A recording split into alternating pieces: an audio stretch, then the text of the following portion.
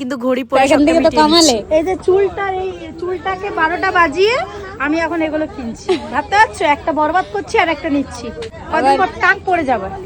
ভালো একটা প্যাকেটও দিয়ে দিয়েছে কাপড়, সুন্দর। ওকে ভরে নি।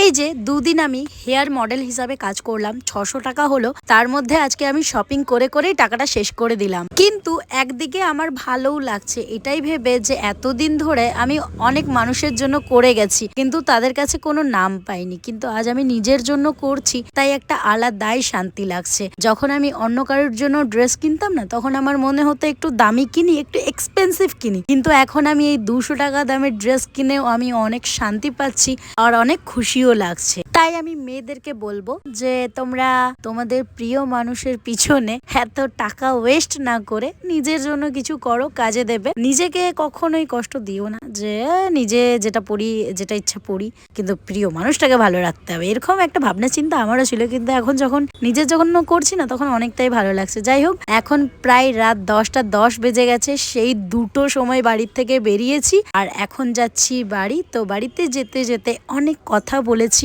অনেক ভিডিও করেছি। সেই ভিডিওগুলো পরের ভিডিওতে তোমাদের সাথে শেয়ার করব না। বন্দনা পদ্মা ব্লগ ওই আইডিতে আর মাধবী ব্লগ ওই আইডিতে তোমরা দেখতে পাবে। আর এখানে আমি 4টে আংটি পরে আছি, বোনগুলো এসে পড়ে ঝগড়া করছে। বন্দনা বলছে আমি নেবো, পদ্মা বলছে আমি নেবো। ওইদিকে দেখো আমার ঘড়িটাও নিয়ে নিল আর আংটিটাও নিয়ে নিল, আর আমার একটু মনটা খারাপ হয়ে গেছিল। যাই হোক, আগেই বলে দিলাম ওই দুটো আইডিতে আমার ভিডিওগুলো দেখতে পাবে। কেন মন খারাপ হয়েছে, কিসের জন্য হয়েছে, ওই ফেসবুক আইডিগুলোর মধ্যে দেখতে পাবে। ঠিক আছে, ফলো করে নাও।